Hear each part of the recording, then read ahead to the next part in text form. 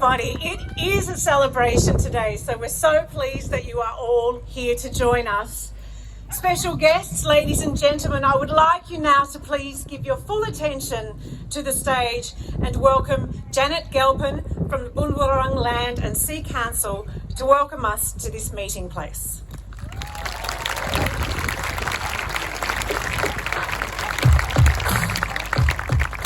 Thank you, Joe, for the introduction. Wominjeka. Wominjeka is the Bunwurrung language word for come with purpose. So if we think about those words, to come but with purpose, everything we do from waking in the morning to sleeping in the evening is done with purpose. And today your purpose for being here is for Zoe Daniels' launch as an independent for your community.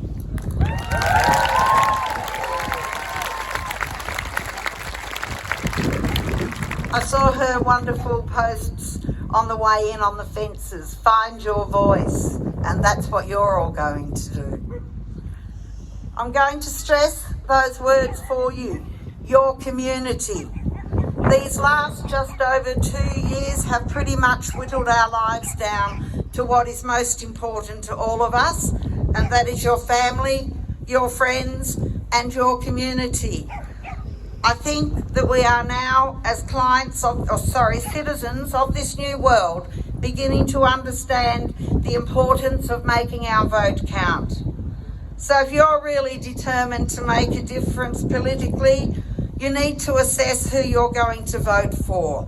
And personally, I want to see people succeed in politics who have real values, integrity.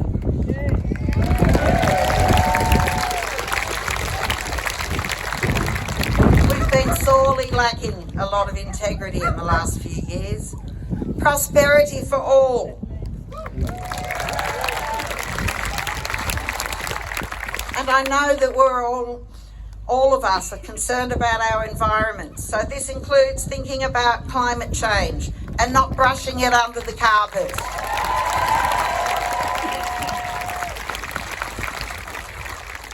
Equality for all.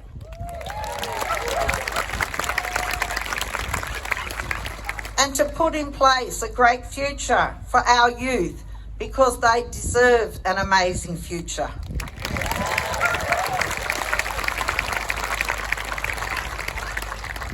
And in particular, our aged care.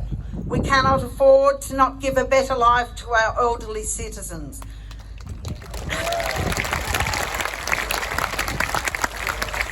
They are what helped build this great country of ours and bring it to where we are today.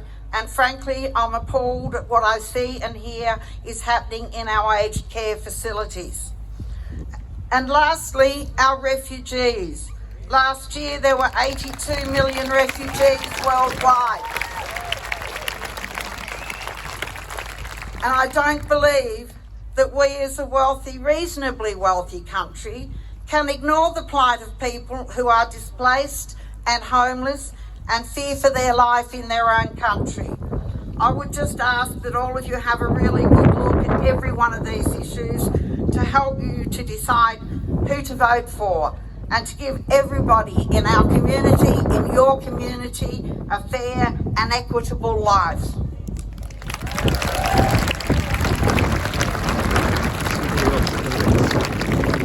So welcome to all of you. Welcome to our beautiful country, land of the two bays and Bunwurrung country. I am a direct descendant from our First Peoples and cousin to Parbanata, Dr. Carolyn Briggs AM, the elder of the Bunwurrung and the Yalukit Whelan clan, and I am here today representing her.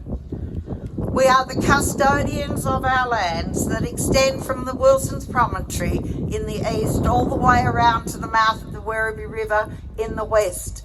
So these lands we're here on today, we gather ochre from the cliffs, we fished, we hunted. We even hunted in the bay when the bay had no water in it. So our history is a long and extended history. I have to also say this country is unceded land. So today we meet on the country of our ancestors, and we pay our respect not just today, but always to our ancestors, those people who came before us. And we are especially pleased to recognise the commitment that you've made here today in paying respect to the spirit of this land and its first peoples. Through this, you have shown the willingness to honour sacred ground. From well over 80,000 plus years ago, Aboriginal and Torres Strait Islander people were this country's first explorers, first navigators, first engineers, first farmers, first botanists, first scientists, first diplomats, first astronomers, first teachers, first artists, first healers, and first lawmakers. Australia also has the world's... Thank you.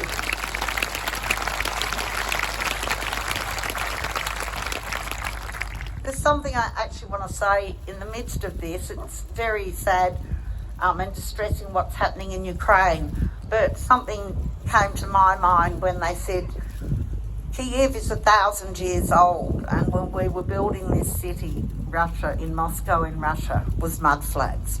And I thought about that in context to our 80,000 plus years of history, and see how the Ukrainians are fighting for their very lives. And our First Peoples also tried to fight for their country all those years ago, just over 200 now, so it's not that long ago. And we lost a lot of our people along the way. But today we're 3% of the population, but we still have integrity and we want to stand up and be counted.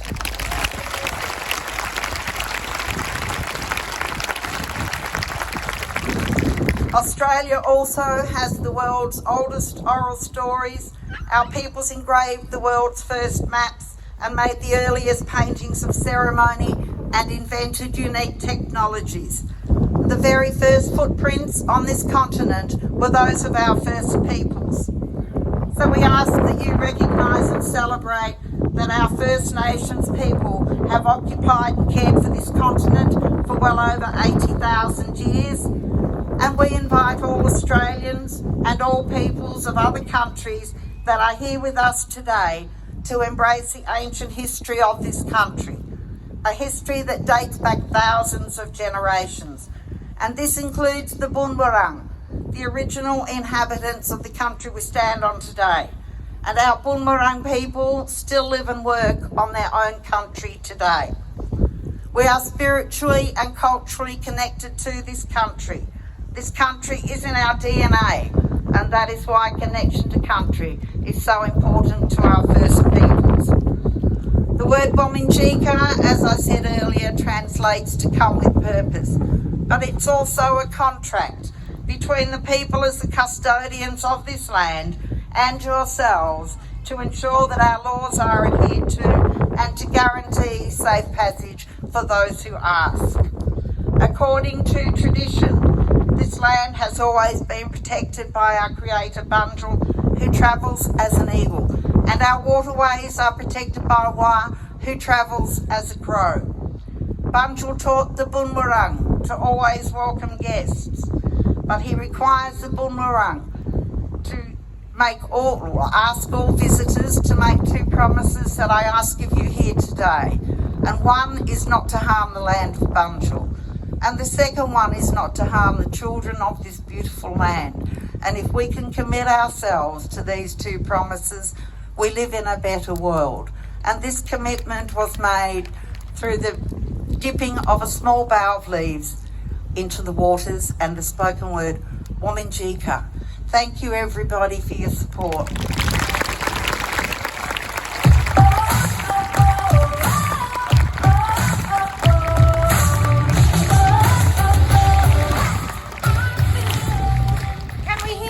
Time please for Janet Galpin.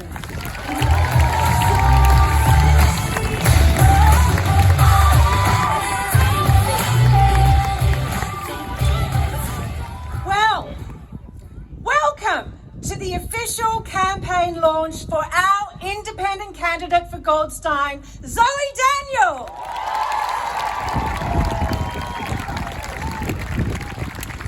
My name's Jo Stanley and I am absolutely thrilled to be joining with you here today on this historic day, on this very exciting day. I want to acknowledge all of the incredible supporters that we see amongst us and those who are not wearing t-shirts. Thank you for coming along. Give yourselves a round of applause. I'd also like to acknowledge these dedicated supporters who are up here on the stage with me today from all walks of life within the Goldstein community. It's hot work. Are you okay? Are you wearing sunscreen? Good, of course they're on top of that. They're well organised. Also joining us in the crowd today are people from all sectors of society. We have people from the sports community, business and the arts. And very importantly, I'd like to particularly mention two distinguished guests today who are here endorsing Zoe. Firstly, he was the first elected member for Goldstein, a minister in the Fraser Liberal government, Mr. Ian McPhee. Would you please welcome him?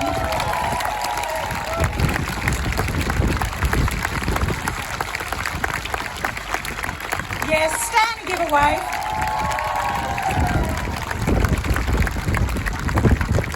And beside him, he was Minister in the Hawke Labor government, Mr. Barry Jones.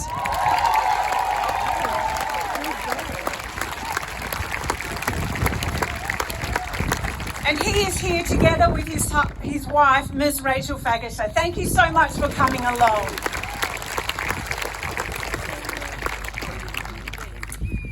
Friends, can you feel the change in the air? Yeah. Today we're seeing history in the making. Today we have the chance to make history because as our community, we're saying we will not be taken for granted anymore. As a community, we're coming together and demanding to be heard. And we're saying this government does not represent us, so we will elect someone who does.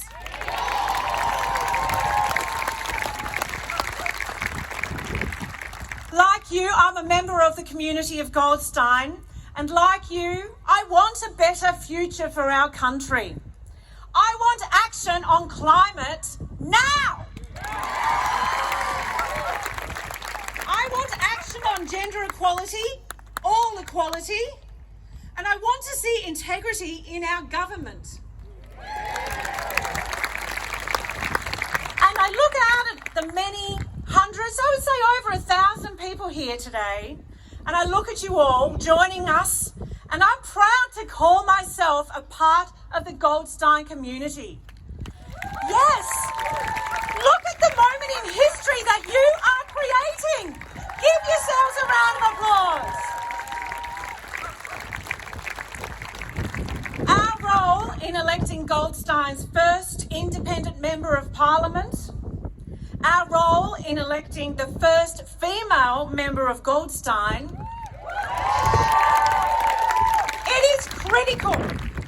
You have a flyer that you should have been handed when you came in today. There's a QR code on that flyer. I'm going to ask you to take out your phones, scan in that QR code. It leads you directly to all the ways that you can support Zoe in this campaign, whether it's volunteering, whether it's getting a sign on your fence because you're allowed. Whether it's donating, whatever it might be, I encourage you to please go to that QR code and find a way that you can help today. Friends, I know that you've come here to hear from Zoe, so let me just quickly say a few words about my friend Zoe Daniel. Many of us know Zoe Daniel as a journalist with a career that spans 30 years. Many of us have seen her cover stories in war zones, in the world's biggest moments in politics, in the world's most climate-affected areas. She is a person who has witnessed firsthand the challenges we as a generation face and the issues that need to be solved by our next government. I can also tell you that my friend Zoe is someone that I know as a person of great compassion, great integrity. She has fierce wisdom, a crystal clear intellect, and she is willing to work hard for us.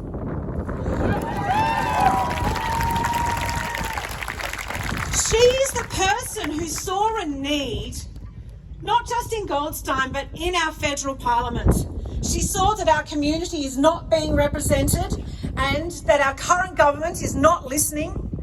And she's the person who put her hand up and said, yes, I will.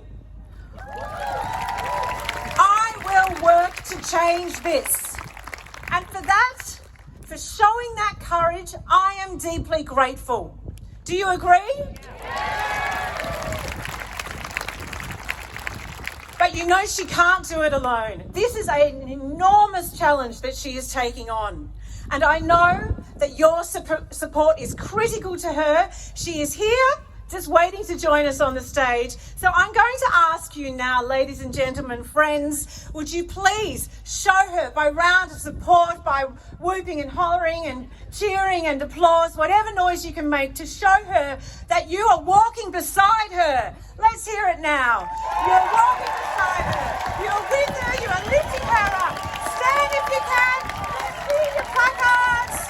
Let her know that you are with her.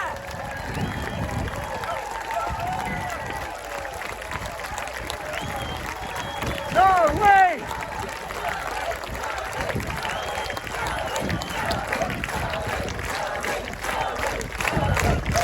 It's very emotional. Thank you so much. It is wonderful to see so many families here today. I'm here with my daughter Willow. She's wearing a Saints jumper. It hurts me. I'm a Collingwood supporter, but she plays for the St Kilda City Junior Footy Club. What are you going to do? Anyway, this election for me is about our young people. This election is about what future are our young people inheriting?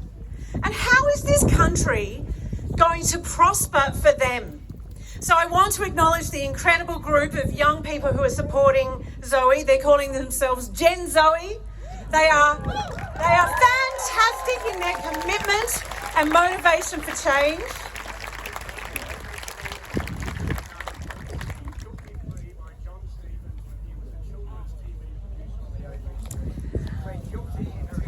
I'm sorry, sir.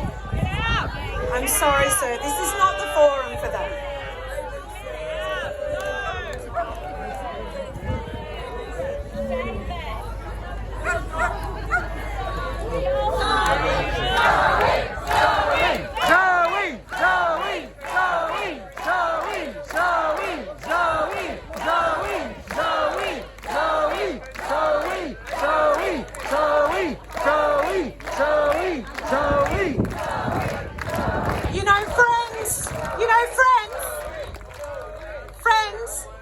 I want you to know, friends, that I have great compassion for this gentleman, because whatever he wishes to say is because he has felt like he has not had a voice. And isn't that why we are here today? Absolutely! Because we feel like we have not got a voice. And Zoe is here as our independent, community-backed candidate to give us a voice.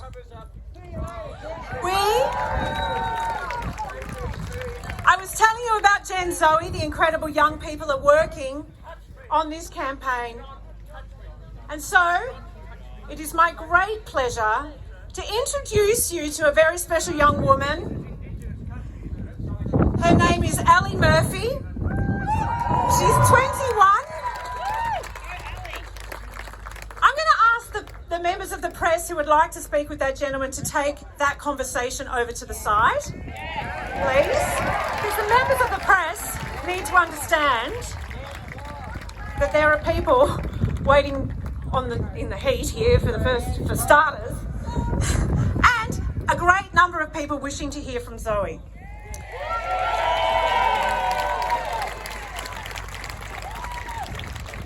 So as I was saying, I want to introduce you to a very special young woman. Her name is Ali Murphy. She's 21, a university student, a very active member of Gen Zoe. She is one of the amazing young women showing older women like me how to use our voice, and that is loudly. Would you please welcome Ali Murphy?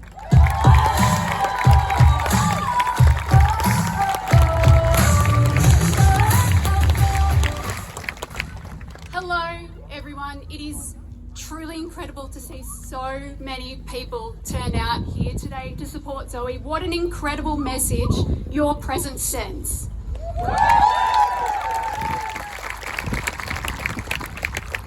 We are all here for our future. It is up to us to act now to create a better future, not just for ourselves, but for those who will inherit the nation from us. I am 21 years old now. I will be 50 in 2050. I wonder what the world will look like then.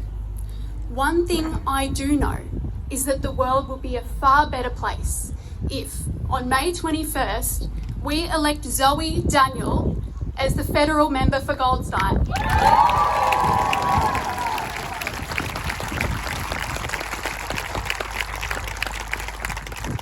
I and all of the people on this stage are putting our futures in Zoe's hands. That is because we know that she will represent our interests. We know that she will listen to us when we wish to be heard. We know that she will work every day to create a brighter and more equal future, not just for us, but for future generations.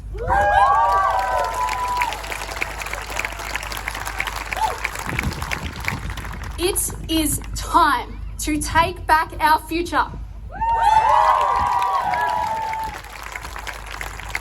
And now, I am proud to introduce your next federal member for Goldstein, Zoe Daniel.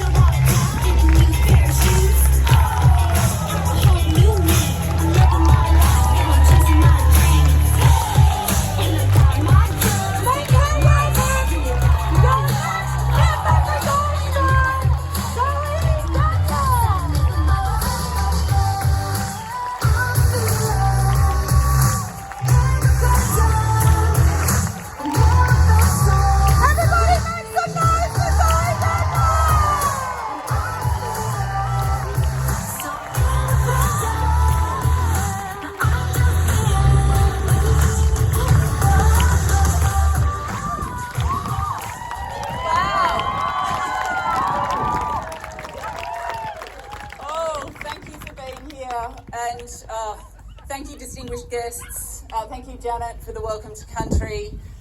We have an election date. Finally. We will be going to the polls on the 21st of May. And that is our chance to make history. Thank you for finding your voices and for helping me to find mine. Because make no mistake, we are on the brink of great and optimistic change. This grassroots movement, this community campaign has shown that Goldstein can lead. We can do politics differently. We can come together across the political spectrum for a common cause, and we can work together for a better future.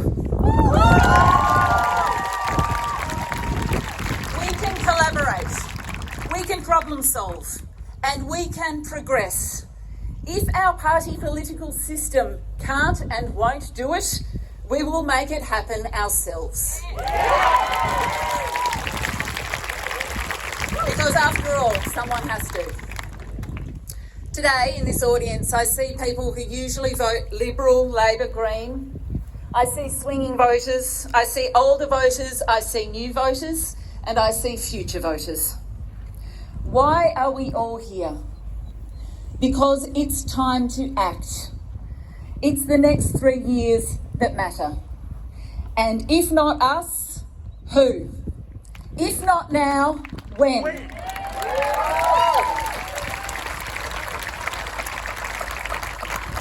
The same is not safe. No matter who I talk to when I'm out and about in the community, and I ask, are you happy with Australian politics as it is? The answer is no. When I ask, do you trust our leadership? The answer is no. We have the power to change that. Yes. With our voices and our votes. We don't have to tolerate poor leadership, lack of planning and strategy, and dysfunctional government. We can do better, and we must. Because more of the same means more of the same, and the same is not safe.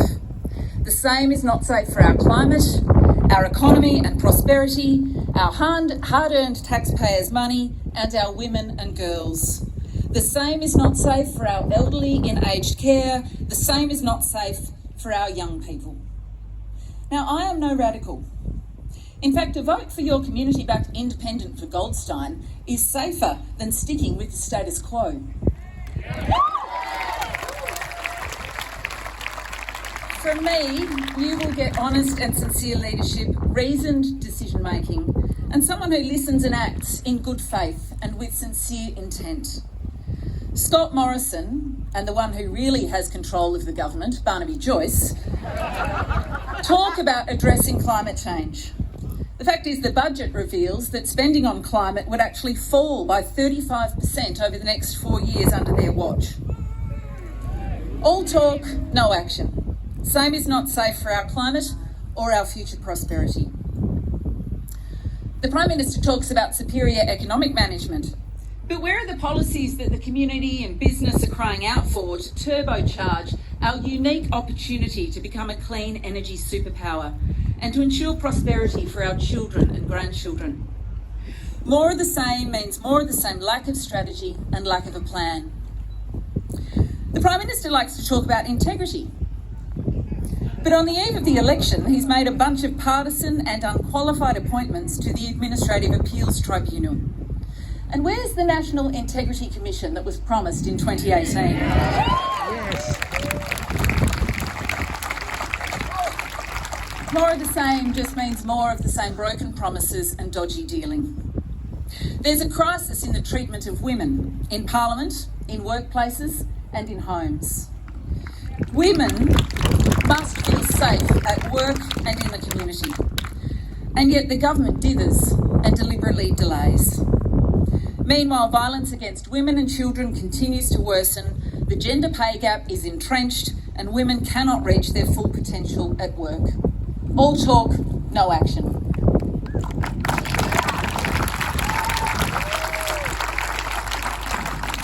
Aged care, the mental health system, the NDIS, the tax system, housing affordability, refugees. Will our government or either party in our stalled two-party system address any of these things? No. We need more bravery. We need to be fierce. Because our future as a community and a nation is at stake. Report after report delivers recommendations that are not implemented because our major parties won't tackle anything that's hard. They will only do what's popular. The problem with that is hard things are hard.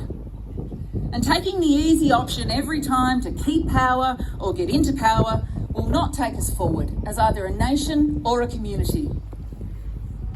Speaking of hard things,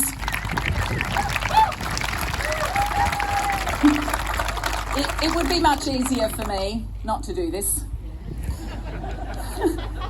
I didn't aspire to be a politician. I didn't aspire to be standing here before you today. Instead of fending off hit jobs in the press and grappling with toxic politics, I could still be running my own business, taking my kids to soccer and footy, walking the dog, and hanging out with my husband at the beach. You know, being normal. That said, this campaign has been an inspiration in so many ways, particularly in this demonstration of power of community. There is a realisation that together we can achieve great things for this country, that we can make history.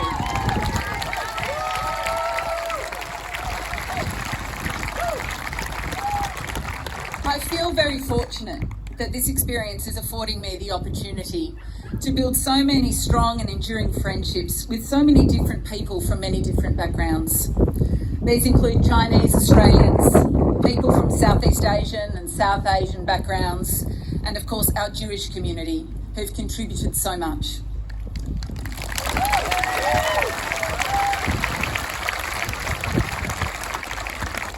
As your community-backed independent candidate, I say to our Jewish community, I make you this promise. I will always stand with you. I will always fight to keep you safe. Hate speech has no place in Australia. Holocaust denial has no place in Australia.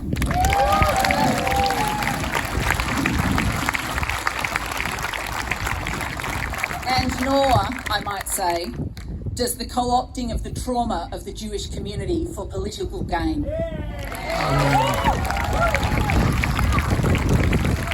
I will fight to ensure that crucial legislation like 18C of the Racial Discrimination Act is never repealed or watered down to enable hate speech. Indeed, I will fight to strengthen it.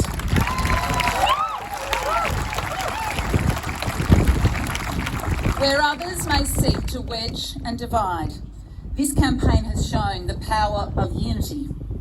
The cynical politics of division, hate, fear and disinformation must come to an end.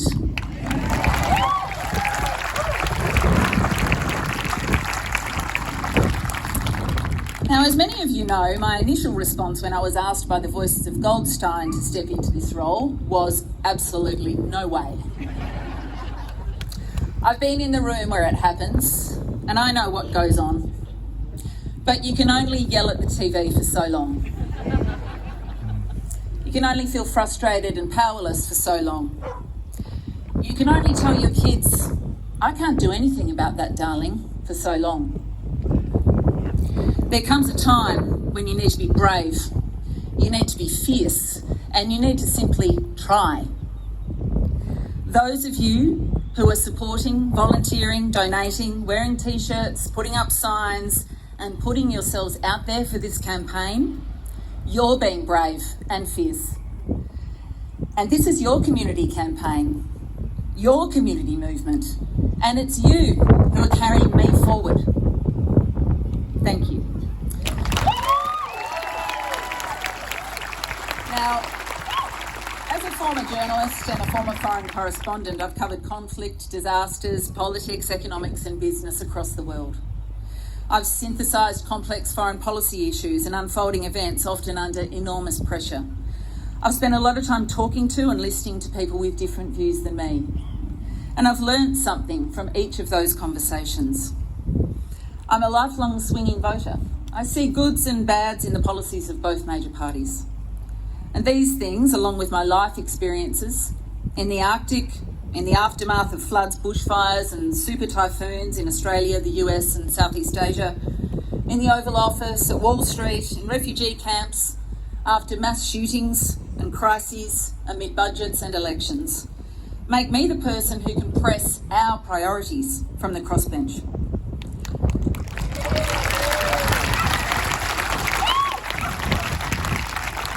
Just about every policy issue I have some life context for. And if I don't, I know how to find and ask people who do. When you scratch the surface of what needs to be done, wow, it's a lot. But as my 13-year-old daughter told me when I was grappling with whether to do this or not, you thrive on pressure, Mum. Or as my 15-year-old son said, you have to do this for us, Mum. Someone has to do something for us.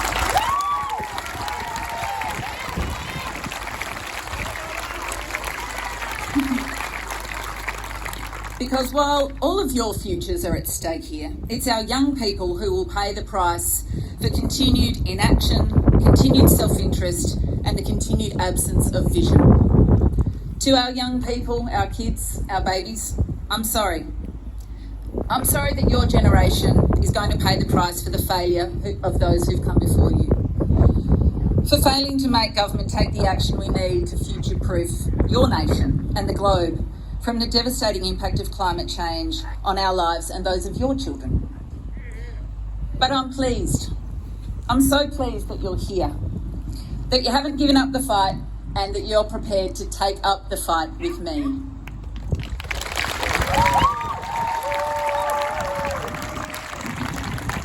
Importantly, I know that you will use your voices to make up for lost time. And even more importantly, your presence here demonstrates that you'll convince your friends to enrol to vote. Join our effort and come election day, vote. And vote the issue, in the House and in the Senate. If it's climate, vote the issue. We don't have much time. It's what we do in the next 3 years between now and 2025 that can change our direction. That was the big message contained in the recent IPCC report. We must act now. And what Scott Morrison is proposing, net zero by 2050 with no actual or set roadmap, means nothing without more action now. And it's government action that's the key. The IPCC projects that without action, wages could fall by 50% by 2060. Seems a long way off. But by then, many of our young people, you, will have kids of your own. And that means less money to help you to support them through life. More of the same means more of the same. And that's simply not good enough anymore.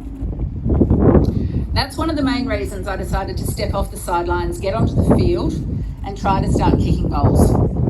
We're at the 3/4 time mark of the preliminary final. We're the underdog and we're still a couple of goals down, but we have a sniff of victory. With determination,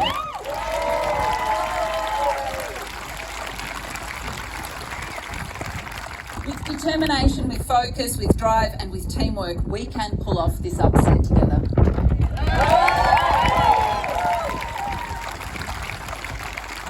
We can win. And when I'm elected,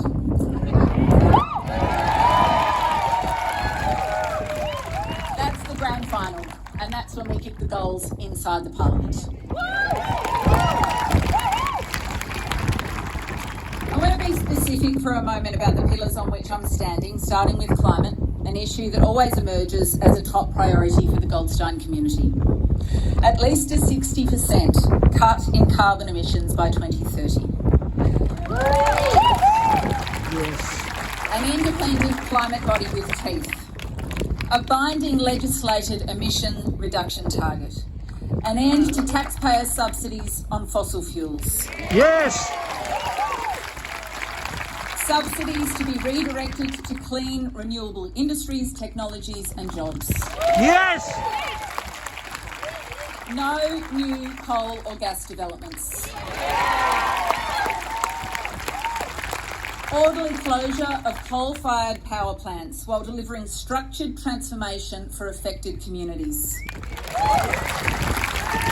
Electrify everything. Continue and strengthen solar rebates and subsidies.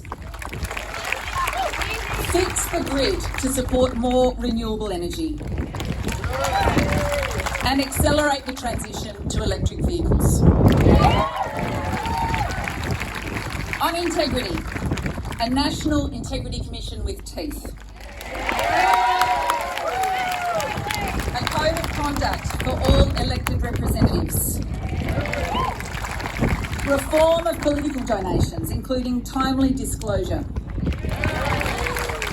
A requirement for ministers to disclose their diaries and for all lobbyists to register and disclose their meetings with politicians and advisors. The introduction of caps on spending by candidates, political parties and entities that Yes. campaign in elections. Yes. Whistleblower protection and Yes. truth in political advertising. Yes. And gender equality, which Yes. is pivotal to Australia's progress, socially, morally and economically. That means well-paid, secure jobs in health, education and care industries. That means making quality early childhood education and care accessible and affordable, delivered by a well-supported and properly funded workforce. Expand the Commonwealth paid parental leave scheme to 26 weeks immediately.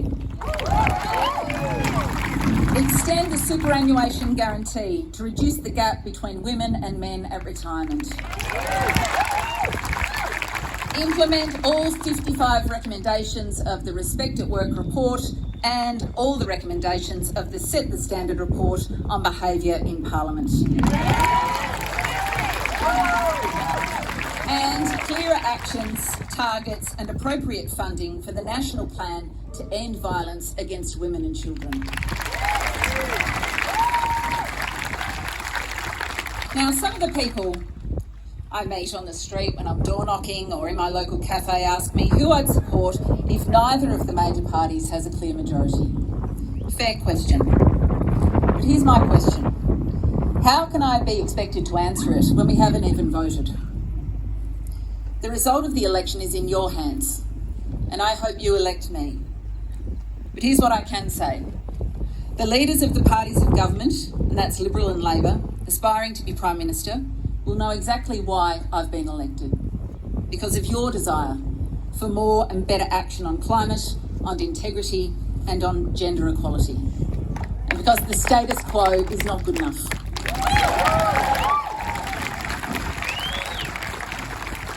I will assess how close either of the men, and they will be men, come to meeting what you want and what I've campaigned on climate integrity and on women in particular. And then in consultation with you, the Goldstein community, I will make my decision. There's also the question of preferences. Contrary to some of the disinformation being spread in the electorate, I will not, repeat, not be directing preferences.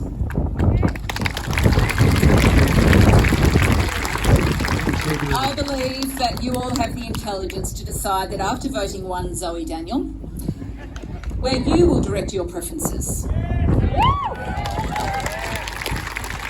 I ask you to trust me with your number one. Beyond that, your preference, your choice.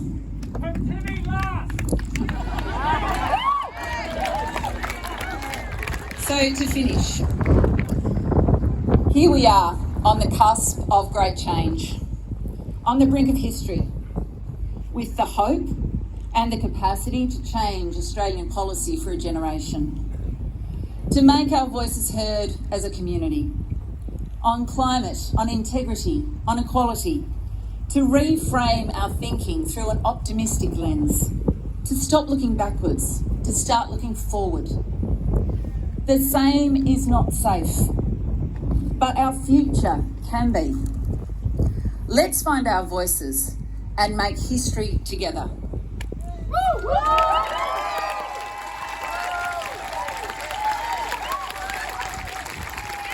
And I ask you again.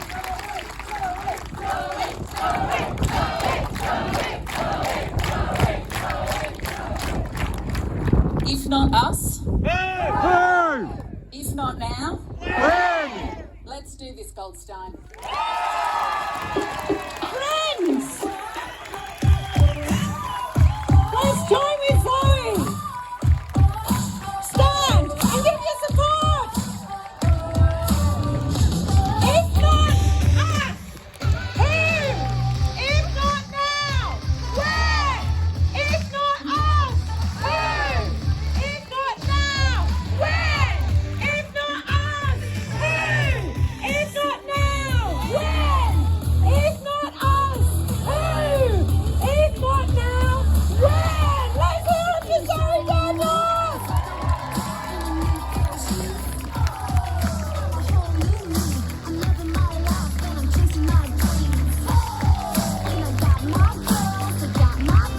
Well, ladies and gentlemen, thank you so much for coming along today. You know what you need to do from now. It's pretty simple. Tell every single person that you come across at school drop-off, when you're getting your coffee in the morning, when you're at work, wherever you might be. Tell people